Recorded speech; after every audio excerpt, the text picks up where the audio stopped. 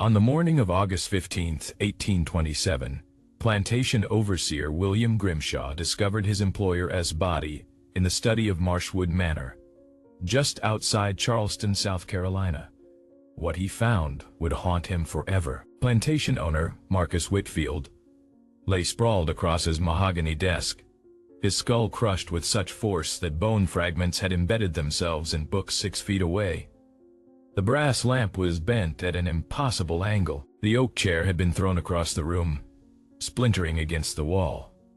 But most disturbing were the marks on Whitfield's head. The coroner's report described injuries consistent with compression by hands of extraordinary size and strength, far exceeding normal human capacity. The indentations measured nearly 4 inches across, suggesting fingers of impossible length and power.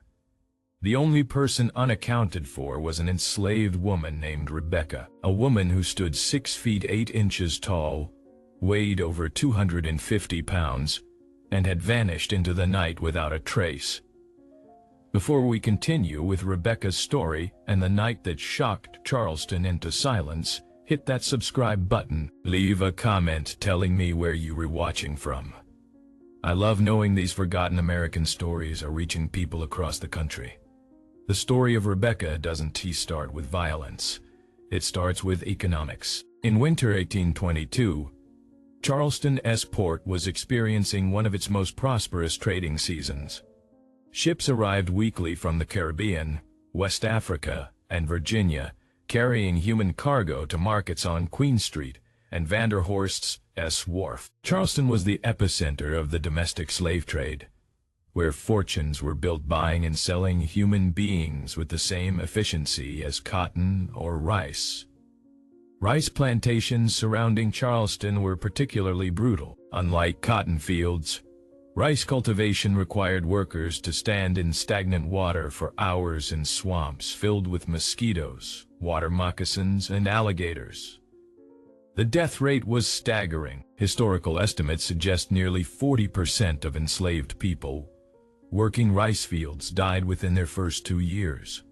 The work was so deadly that plantation owners constantly needed new workers. Slave traders scoured southern states for strong, healthy workers who could survive the rice swamps. And occasionally they found something unusual that would fetch an extraordinary price. In December 1822, slave trader Silas Cooperman arrived in Charleston with 43 people, purchased in North Carolina and Virginia. Among them was a young woman, perhaps 18 or 19, who drew immediate attention for one reason. She was enormous. Auction records describe her standing between 6 feet 6 inches and 7 feet tall, with unusual breadth and musculature. Witnesses reported she had to bow to enter doorways, and her hands could completely encompass a man's head. Her name was Rebecca. No surname was recorded, as was common for enslaved people. She'd been born on a tobacco farm in Granville County, North Carolina. From surviving records, Rebecca suffered from what modern medicine recognizes as pituitary gigantism, a rare disorder caused by excess growth hormone. In the 1820s, no such understanding existed. To those who saw her, Rebecca was simply a freak of nature, a curiosity, and potentially valuable property. The auction took place on a cold Wednesday in late December. Queen Street's auction house was packed with planters, merchants, and curious onlookers. When Rebecca was brought to the platform, still shackled, a collective gasp rippled through the crowd. She stood nearly a head and shoulders taller than auctioneer Henry Caldwell, who later admitted he'd never seen anything like her. Bidding started at $500. Within minutes it climbed to $900, then $1,200. Planters shouted offers, seeing in Rebecca not just a worker but a spectacle, someone who could draw visitors, someone who could be displayed. The winning bid came from Marcus Whitfield, $1,500, one of the highest prices ever recorded for a single enslaved person at Charleston that year. Whitfield was a rice planter who owned Marshwood Manor, located 20 miles southwest of Charleston. He was 38, twice widowed, with a reputation for brutal efficiency and no patience for weakness. As Rebecca was led away, witnesses reported she never made a sound. She didn't cry or resist. She simply stared ahead with dark, unreadable eyes, her massive frame moving with strange grace despite the chains. According to records, as Whitfield led Rebecca to his wagon, an elderly free black woman selling flowers called out, "That man just bought his own death." Marshwood Manor embodied everything the Low Country represented, and everything that made it hell for those forced to work there. The main house was federal style with tall windows and white columns. Behind it sat the kitchen, overseer's cottage, rice mill, and 14 slave cabins with dirt floors and no windows. Beyond lay hundreds of acres of rice paddies connected by intricate dikes and floodgates. When Rebecca arrived in January 1823, she was assigned to Cabin 9 with 4 other women. Overseer Grimshaw was visibly disturbed by her size. In a letter to his brother, he described Rebecca as a creature of such unnatural dimensions that she must fold herself to enter the cabin, and when she stands at full height, she resembles some ancient colossus more than a Christian woman. But Whitfield hadn't paid $1,500 for Rebecca to simply work fields. Within her first week, he began exhibiting her to visitors. He'd invite neighboring planters and Charleston merchants specifically to see the giant negress. Rebecca would be brought to the main house in order to demonstrate her size and strength. Whitfield would have her lift barrels of rice, iron anvils, even full-grown pigs. He'd stand beside her so visitors could see the height difference. He'd have her extend her hands so men could marvel at the size difference. He'd make her turn slowly while pointing out aspects of her physique, describing her like a prize horse. A diary entry from Charleston physician Dr. James Middleton, who visited in February 1823, provides chilling insight. Mr. Whitfield has acquired a female specimen of most extraordinary proportions. She stands no less than 6 feet 8 inches, with hands and feet of such dimension I could scarcely credit my measurements. Her strength appears commensurate with her size. I observed her lift a barrel, weighing no less than 350 pounds with apparent ease. Mr. Whitfield informs me he's received numerous offers but declines, as she's become quite the attraction. I confess the sight produced an unsettling sensation, as if nature had been experimenting beyond normal human boundaries. For Rebecca, these exhibitions were only the beginning. When not displayed, she worked rice fields under conditions that broke most people within months. Workers waded into flooded fields before dawn, standing in water up to their thighs for 10 to 14 hours, bent over in scorching sun, planting, weeding, or harvesting. The water was brackish, filled with leeches and snakes. The air hummed with mosquitoes. The heat was suffocating. Rebecca's extraordinary size made her both asset and target.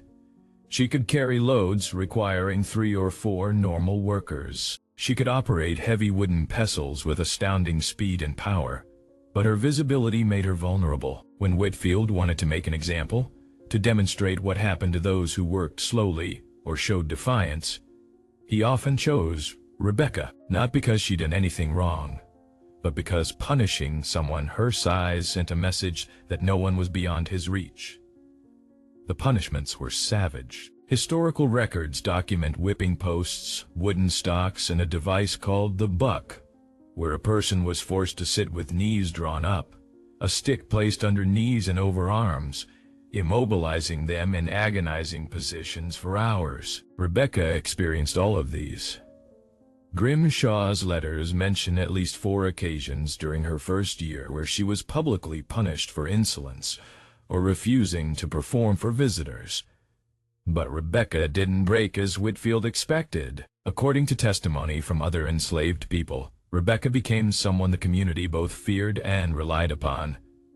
Her strength was used for the hardest tasks, but her presence was also protective. Stories emerged of her stepping between an overseer's whip and a pregnant woman who'd collapsed. Stories of her carrying workers who'd succumbed to heat stroke back to cabins. Stories of her standing immovably when Whitfield tried separating mothers from children during sales. She spoke rarely.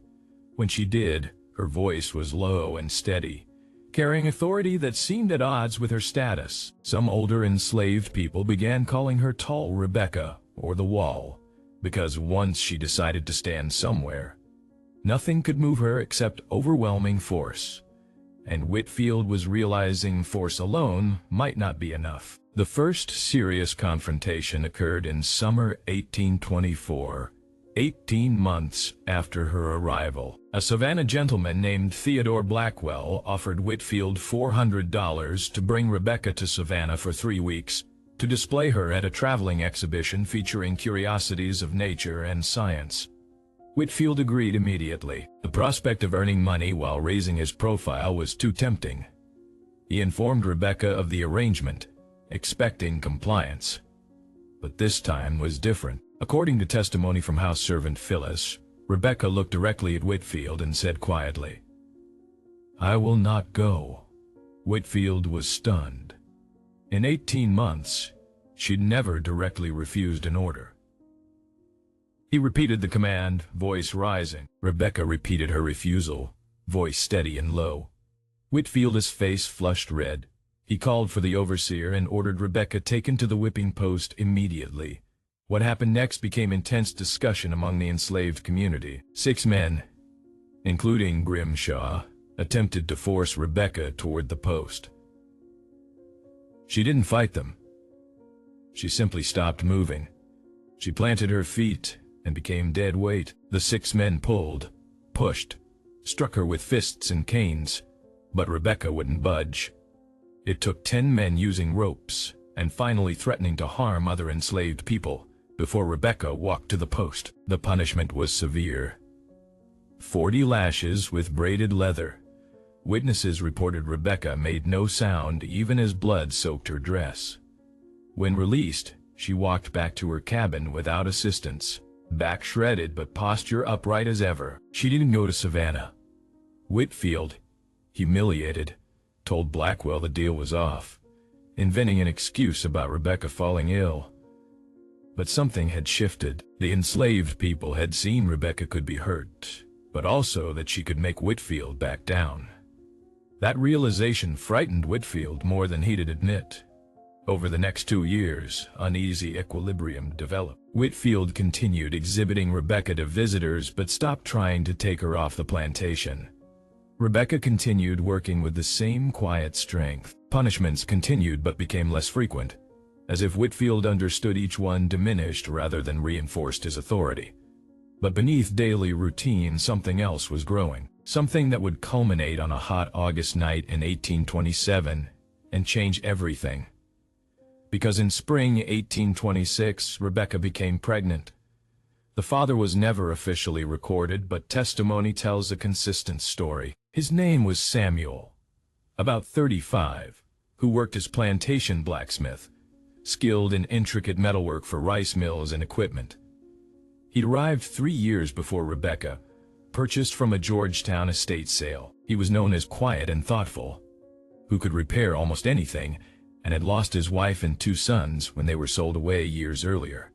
Samuel and Rebecca's relationship was born from mutual respect rather than passion. In a world where so much was taken, where their bodies and labor were owned by someone else, they found something resembling partnership. They'd sit together evenings after work, speaking quietly outside the cabins. Samuel would tell Rebecca about places he'd been, things he'd built. Rebecca, who'd been moved so many times she barely remembered her mother's face, would listen. When Rebecca discovered pregnancy in early 1826, news spread quickly through slave quarters. Pregnancy on a plantation was always complicated, representing both hope and fresh horror. A child meant continuity, family, possibility of something beyond endless labor. But it also meant vulnerability. It meant another life that could be threatened, sold, used as leverage, and on Whitfield's plantation it meant danger. Rebecca's pregnancy was difficult from the beginning. Her size, the very thing that made her valuable, made carrying a child physically challenging. She continued working through her first months, as all enslaved women were expected to do. But other women noticed she moved more slowly, sometimes paused, pressing her hand to her lower back, face showing rare pain flickers. Whitfield noticed too, but for different reasons. A pregnant slave woman meant, in his calculation, another piece of property he could own, sell, or exploit. He began talking openly about the child, telling visitors he expected the infant to be of unusual size given the mother's dimensions, speculating about what price such a child might fetch when old enough to sell. These comments, overheard by house servants and relayed to quarters, filled Rebecca with cold dread she'd never felt before. She'd endured beatings, humiliation, exhaustion, hunger, but the thought of her child being treated as Whitfield had treated her, exhibited like an animal, punished for entertainment, perhaps eventually sold away, was something different, something unbearable. Samuel noticed the change in Rebecca. She became even more silent, face hard, eyes distant. At night, she'd sit outside with hands on her belly, staring toward the main house with an expression that frightened even those who knew her well. In December 1826, Rebecca was ordered to stop field work and assigned lighter tasks: shelling rice, mending, working in the kitchen garden. Her belly had grown enormous, making it difficult to move with usual ease. But even in this diminished state, she remained imposing. Kitchen workers reported that when Rebecca stood in the kitchen doorway, she blocked out sunlight entirely. The birth came in late February 1827, during one of winter's coldest nights. Rebecca went into labor just after midnight, attended by two older enslaved women serving as midwives, Martha and Grace. The labor was long and extremely difficult. Rebecca, who'd never cried out during beatings, screamed that night. The sound carried across frozen fields and reached the main house, where Whitfield was awakened. According to his later testimony, he lit a lantern and walked to slave quarters, standing outside cabin 9 listening to sounds within. Just before dawn, the baby was born. A girl. She was large for a newborn, nearly 12 pounds, but otherwise appeared healthy and normal. When the baby cried, Martha later testified, Rebecca wept for the first time anyone at Marshwood Manor had seen. She held her daughter against her chest, examining tiny hands, face whispering words no one else could hear. Samuel was allowed into the cabin shortly after birth. He stood beside Rebecca, looking down at the child, and those present reported something passed between them, some unspoken understanding or decision. Rebecca named her daughter Hannah, a biblical name common among enslaved people, carrying connotations of grace and favor. For a few brief weeks, despite everything, there was something like happiness in cabin 9. Rebecca would nurse Hannah, hold her for hours, sing to her in a low voice, sounding like distant thunder. Samuel would carve small toys for the baby, tiny wooden animals he'd place in the cradle he'd built. But Marcus Whitfield was watching and waiting. By summer 1827, Hannah was 5 months old. She was growing quickly, already larger than most babies her age, and had begun to smile and reach for things with chubby hands. Rebecca had returned to work, but lighter work, mostly around plantation buildings. She kept Hannah with her whenever possible, carrying her on hip or back, never letting her out of sight for long. Samuel had built a better cabin for them, using scrap wood and his skills to improve the structure, adding a real door with latch and small window with shutters. It was still a slave cabin, barely adequate shelter, but it was theirs. And inside those rough walls, they tried building something resembling a family. But in Charleston, Whitfield's finances were deteriorating. The rice market had been unstable for years, and he'd made disastrous investments in a collapsed shipping venture.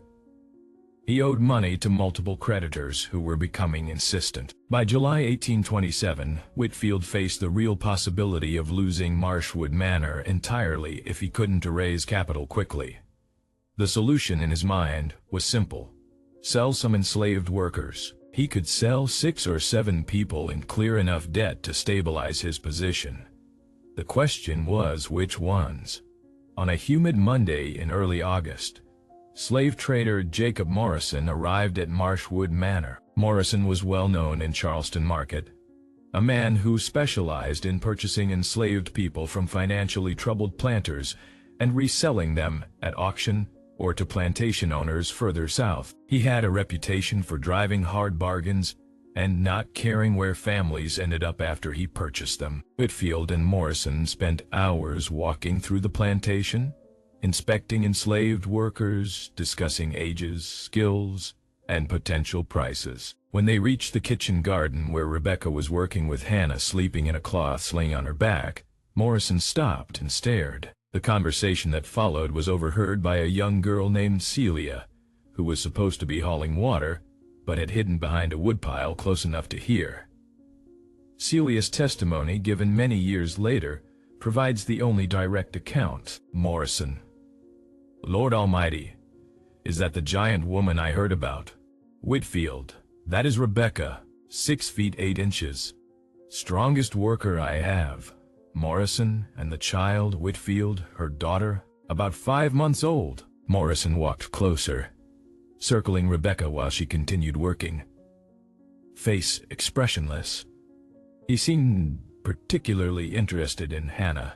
Morrison: how much for the child? Rebecca's hand stopped moving. She didn't turn around, but her entire body went rigid. Whitfield: I hadn't considered selling her separately.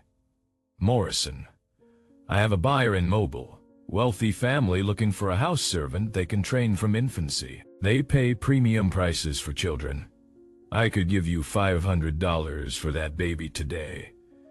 There was long silence. Rebecca had turned slowly to face them, still holding her hoe, face absolutely blank. Whitfield: 500. Morrison: today. Cash. I take her with me when I leave this afternoon. Celia reported Rebecca made a sound then, low in her throat like an animal, but she didn't speak. Whitfield looked at her, then back at Morrison. Whitfield: I need to consider this. But everyone who heard that conversation knew the truth. Marcus Whitfield needed $500 more than he needed to keep a 5-month-old baby on his plantation. It was just a matter of time. That night in Cabin 9, Rebecca and Samuel spoke in urgent whispers until long after dark. No one knows exactly what they said, but the decision they reached would echo through history. The next morning, August 13, 1827, Samuel was gone. He vanished during the night, taking nothing except the clothes on his back. An enslaved man running away wasn't unusual, though extremely dangerous. Roads were patrolled. Slave catchers operated throughout the Lowcountry with dogs and weapons. Punishment for captured runaways was savage. But Samuel didn't run alone. Hidden in his coat lining, sewn there by Rebecca, was a detailed map Samuel had drawn of the plantation, surrounding area and path to Charleston, along with a letter. The letter was addressed to anyone in Charleston who might help, explaining Whitfield was planning to sell an infant child and begging for intervention, assistance, anything that might stop it. It was a desperate plan, almost certainly doomed, but it was the only plan they had. Whitfield was informed of Samuel's disappearance just after dawn. His reaction was explosive. He ordered Grimshaw to organize a search party immediately, contact Slave Patrol, send riders to Charleston to watch roads. The plantation was chaos all morning as men on horseback spread through surrounding swamps and fields, searching for any sign of Samuel. They found him just after noon, about 9 miles from Marshwood Manor, trying to cross a creek. The Slave Patrol had dogs, and Samuel had left a trail through soft mud near water. They brought him back to Marshwood Manor, bound with ropes, bleeding from dog bites on arms and legs, but still alive. What happened next became testimony in multiple legal proceedings. Though accounts vary, Whitfield ordered Samuel taken to the whipping post immediately. He announced he'd personally administer punishment severe enough to serve as warning to anyone else who might consider running. The entire enslaved community was forced to gather and watch. Rebecca was made to stand at the front, holding Hannah. The punishment was brutal even by that time standards. 60 lashes delivered with heavy leather whip. Samuel was tied to the post, shirt torn away. Whitfield swung the whip himself, putting full strength into each stroke. Blood appeared on Samuel's back after the 7th lash. After the 15th, his skin was torn open in multiple places. After the 30th, he'd stopped screaming and hung limp against ropes. Rebecca watched all of it, face like carved stone, arms wrapped around Hannah, who was crying, frightened by sounds and atmosphere of violence. Witnesses reported Rebecca's eyes never left Samuel's face, and Samuel, in brief moments when he was conscious, looked only at her. When it was over, Samuel was cut down and dragged to his cabin, barely conscious. Whitfield turned to address the assembled crowd, his face flushed and sweating, blood flecks on his shirt. He announced anyone who helped a runaway, anyone who even knew about a planned escape and didn't report it, would receive the same punishment. Then he dismissed everyone back to work. Everyone except Rebecca. Whitfield approached her, standing close enough that she had to look down at him. He was average height, and next to Rebecca looked almost childlike, but his voice was hard and cold. Tomorrow morning, he said, Mr. Morrison returns, and he will take your daughter. You will not resist. You will hand the child over quietly. If you cause any trouble, if you make any scene, I will have Samuel beaten again, and this time he will not survive it. Do you understand me? Rebecca said nothing. She simply stared down at Whitfield with those dark, unreadable eyes. After a long moment, Whitfield turned and walked back to the main house. That night, the plantation was unnaturally quiet. Even normal swamp sounds seemed muted, as if the world was holding its breath. In cabin 9, Rebecca sat on the floor, holding Hannah, rocking her slowly while she slept. In another cabin, Samuel lay on his stomach, shredded back, treated with grease and herbs by other enslaved people, drifting in and out of consciousness. And in the main house, Marcus Whitfield sat in his study, going over account books, calculating how $500 from selling Hannah would ease his immediate financial pressures. He drank brandy and occasionally looked out the window toward slave quarters, face troubled, despite his certainty he'd made the right decision. None of them knew that the next night would end in blood, mystery, and a legend that would never be solved. August 14, 1827, dawned hot and oppressively humid. The kind of low-country summer day where air feels thick enough to choke on.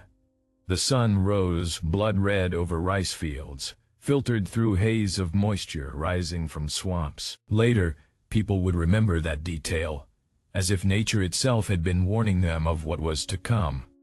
Rebecca rose before dawn as always. She nursed Hannah, changed her, dressed her in the cleanest clothes she had, a small cotton gown she'd sewn herself.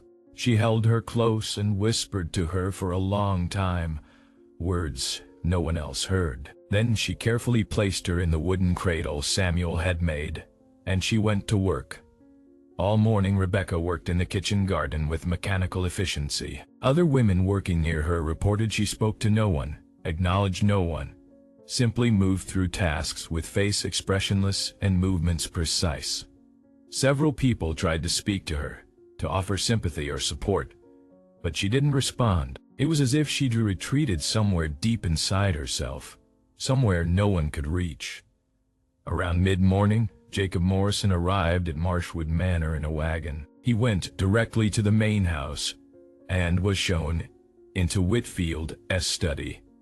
where the two men finalized their transaction. $500 in cash, exchanged for ownership papers hastily written for an infant named Hannah, age 5 months, property of Marcus Whitfield, now sold to Jacob Morrison. At noon, Whitfield sent word that Rebecca should bring the child to the main house. The message was delivered by Phyllis, who had the unenviable task of walking to the kitchen garden and telling Rebecca it was time to give up her daughter. Rebecca's reaction was unexpected. She simply nodded.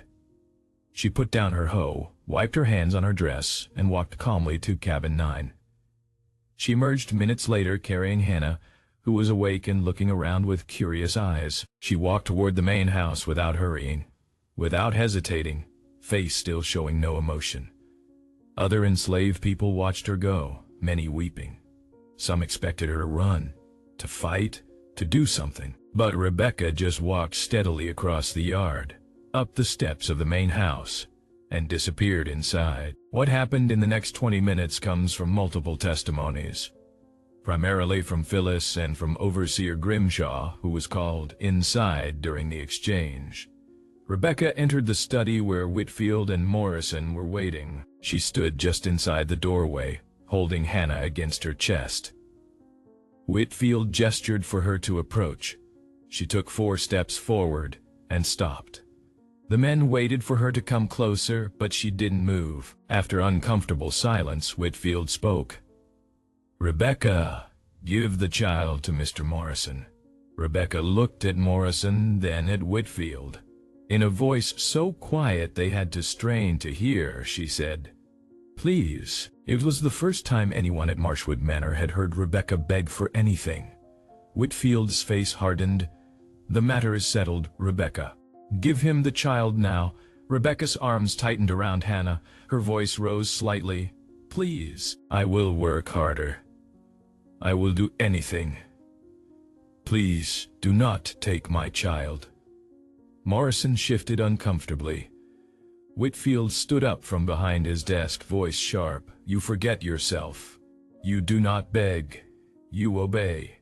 Hand over the child this instant." For a long moment, Rebecca didn't move. Then, slowly, she looked down at Hannah. She kissed her forehead. She whispered something to her. And then, with hands that were shaking for the first time anyone had ever seen, she held her out toward Morrison. Morrison stepped forward and took Hannah from her arms. The baby, sensing the change, began to cry. The sound seemed to break something in the room. Rebecca's face crumpled, just for a second, showing raw anguish before she forced it back into blankness. But her hands, now empty, were still extended, as if she couldn't comprehend they no longer held her daughter. Whitfield, perhaps feeling something like guilt, or perhaps just wanting the scene to end, said more gently, "The child will be well cared for, Rebecca. She goes to a good situation. You will work, and perhaps in time you can have other children. Now go back to your work." Rebecca lowered her hand slowly. She looked at Whitfield with an expression that Phyllis would later describe as beyond hatred, beyond despair. Something cold and final. Then she turned and walked out of the study, out of the main house, and back toward slave quarters. Morrison left Marshwood Manor shortly after noon with Hannah wrapped in a blanket in the wagon, crying for her mother. Rebecca was seen standing near cabin 9, watching the wagon roll down the long driveway toward the main road. She stood there without moving for nearly an hour after the wagon had disappeared from sight. The afternoon passed in strange, tense atmosphere. Everyone at Marshwood Manor knew something terrible had occurred, but plantation life routines continued regardless. The work had to be done. The rice wouldn't harvest itself, so people returned to fields, to tasks, moving mechanically while their minds were elsewhere. Rebecca returned to work as well, but something had changed. Several people later testified her movements seemed different, more deliberate, almost ritualistic. She worked steadily through the afternoon, refusing food when offered, speaking to no one. As the sun began to set, painting the sky in deep oranges and purples, she finally stopped working. She walked to the cabin where Samuel lay recovering from his beating. She entered without knocking and sat beside his pallet. Samuel was awake, face drawn with pain, but eyes alert. According to testimony from others in the cabin who pretended to sleep but listened, Rebecca and Samuel spoke in low voices for nearly an hour. The exact words were never recorded, but the tone was described as final, as if they were saying goodbye. At one point, Samuel reached out and took Rebecca's hand in his, and they sat like that in silence for a long time. When Rebecca finally stood to leave, Samuel said something several people heard clearly. "You do what you have to do." Rebecca returned to cabin 9 as full darkness descended. She didn't eat the evening meal. She sat on the floor with her back against the wall, staring at the empty cradle Samuel had built, face illuminated by dim light of a single candle. Around 9 o'clock she stood up, blew out the candle, and left the cabin. Several people saw her walking across plantation grounds toward the main house. Her figure was unmistakable, even in darkness, towering and moving with that strange, quiet grace. One man, elderly field worker named Moses, later testified he called out to her, asking where she was going. Rebecca didn't answer. She simply kept walking. At approximately 9:30, according to the clock later found stopped at that exact time in Marcus Whitfield's study, Rebecca entered the main house through the kitchen door.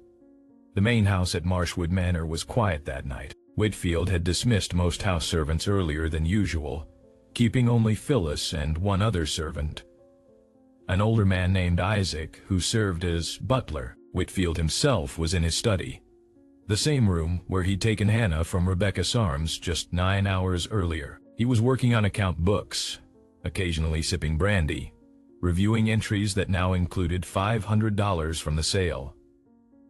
Phyllis was upstairs in one of the bedrooms, turning down the bed and preparing the room for night. Isaac was in the kitchen building, which was separate from the main house, finishing cleaning from the evening meal.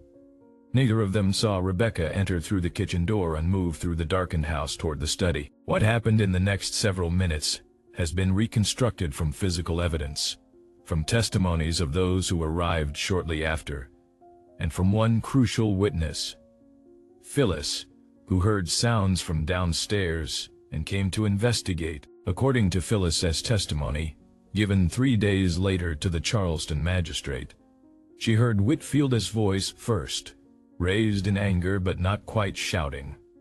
She couldn't make out words, but the tone was unmistakable. Then she heard another voice, much lower, which she recognized immediately as Rebecca's Phyllis started down the stairs, moving quietly, uncertain whether she should intervene. As she reached the bottom of the stairs, she heard Whitfield shout, "How dare you enter this house at this hour? Get out immediately, or I will have you whipped until you cannot stand." Rebecca's response was too quiet for Phyllis to hear clearly, but it caused Whitfield to shout again, "The child is sold. The matter is finished. You have no rights here. You own nothing, not even yourself." There was a sound then that Phyllis described as furniture scraping, as if a chair had been pushed back suddenly. Then Whitfield's voice again, but different now. "Higher? Frightened, stay back. Do not come closer. I am warning you." Phyllis, terrified but compelled by some instinct, moved to where she could see through the partially open study door. What she saw would stay with her for the rest of her life. Rebecca stood in the center of the study, her head nearly touching the ceiling. Whitfield had backed up against his desk, face pale, one hand reaching behind him as if searching for something. The lamp on the desk cast wild shadows, making Rebecca's figure seem even larger, almost inhuman in its proportions. "I want my daughter back," Rebecca said. Her voice was perfectly calm, perfectly steady. "Impossible," Whitfield said. "She is sold," Whitfield said. "The law supports me. You are my property, and that child was my property, and I had every right to. I want my daughter back." Whitfield's hand found what he was searching for. A pistol he kept in the desk drawer. He pulled it out and pointed it at Rebecca with a shaking hand. "I will shoot you if you take another step. I swear before God, I will shoot you where you stand." Rebecca looked at the pistol. Then she took a step forward. "Stop!" Whitfield's voice cracked. "I will do it. I will." Rebecca took another step. She was close enough now that she could have reached out and touched him. Whitfield pulled the trigger. The sound of the gunshot was deafening in the enclosed space. Phyllis screamed. But when the smoke cleared, Rebecca was still standing. The ball had struck her in the left shoulder, tearing through muscle and striking bone, but she hadn't fallen. She'd barely moved. Blood was spreading across her dress, black in the lamplight, but her face showed no pain. Only that same terrible, blank determination. Whitfield stared at her in horror. He tried to cock the pistol again for a second shot, but his hands were shaking too badly. Rebecca reached out and took the pistol from his hands as easily as one might take a toy from a child. She threw it across the room, where it struck the wall and clattered to the floor. "Where is my daughter?" Rebecca asked. "I don't know." Whitfield was backed against the desk now, with nowhere to go. "Morrison took her. I don't know where. I swear I don't know." Rebecca stood there for a long moment, looking down at Whitfield. Blood was dripping from her shoulder, pattering onto the floor. When she spoke again, her voice was so quiet that Phyllis could barely hear it. "You took everything from me. You took my body, my labor, my dignity, my child. You took everything. Please," Whitfield whispered, "please, I can get her back. I can find her. I can—" But Rebecca was not listening anymore. She reached out with both hands and took Whitfield by the head, her enormous hands wrapping around his skull the way one might hold a melon. Whitfield tried to scream, but the sound was cut off almost instantly. Phyllis turned and ran. She ran out of the house, across the yard, screaming for help. Behind her, from inside the study, she heard a sound she would describe as like a pumpkin being smashed, followed by the heavy thump of something large falling to the floor. By the time Overseer Grimshaw and 3 other men arrived at the main house, perhaps 3 minutes later, the study was silent. They entered cautiously, Grimshaw carrying a rifle, expecting violence. What they found was worse than violence. It was finality. Marcus Whitfield lay on the floor beside his desk, on his back, his eyes open and staring at nothing. His head was misshapen, crushed with such force that blood and brain matter had sprayed across the desk and nearby books. The physical evidence was unmistakable. He'd been killed by compression, by hands of extraordinary size and strength, squeezing his skull until it fractured and collapsed inward. Rebecca was gone. The window behind the desk, which looked out over the back of the property toward the swamps, was open. A trail of blood led from Whitfield's body to the window and out into the darkness beyond. The men stood in shocked silence, trying to comprehend what they were seeing. Then Grimshaw took control. He sent one man to ride to Charleston immediately to alert authorities. He sent another to gather all enslaved men to form a search party. He posted guards at the main house to preserve the scene. But even as he gave these orders, Grimshaw knew in his heart they wouldn't find Rebecca. The swamps around Marshwood Manor were vast, dark, and treacherous. A person who knew them well could disappear into that wilderness and never be found. And Rebecca had just killed a white plantation owner in front of a witness. She had nothing left to lose. The search began within the hour, but it was chaotic and disorganized. Men with torches and dogs spread into the swamps, calling out, crashing through underbrush. They found the blood trail easily enough, droplets leading away from the house, into the rice fields, and then toward the tree line. But at the edge of the swamp, the trail disappeared. The ground was too wet, too tangled with vegetation, and in the darkness, It was impossible to track anything with certainty. They searched all night and found nothing. No body, no clothing, no sign that Rebecca had been there at all, except for that blood trail that ended at the swamp's edge, like a line drawn in the sand. As dawn broke on August 15th, the searchers returned to Marshwood Manor, exhausted and empty-handed. Rebecca was never seen again. At least, not with any certainty. The Charleston authorities conducted a thorough investigation. They interviewed every enslaved person at Marshwood Manor, examined the crime scene multiple times, offered rewards for information. But no credible leads ever emerged. The coroner ruled Whitfield's death a murder, and a warrant was issued for Rebecca's arrest. But the warrant was never served because Rebecca was never found. Theories abounded. Some believed Rebecca died in the swamps from her gunshot wound, her body consumed by alligators, or decomposed in that hot, wet environment. Others speculated she'd been secretly harbored by the enslaved community, hidden, and eventually helped to escape north. Still others whispered she'd become something else entirely, a ghost haunting the low-country swamps, a legend more than a woman. What is known is this. In the months and years following that August night, there were reported sightings of a woman of extraordinary height throughout the Carolinas and beyond. A towering woman seen on roads at night. A giant woman helping runaways escape. A massive woman working on farms under assumed names. None of these sightings were ever confirmed, but they persisted. And Hannah?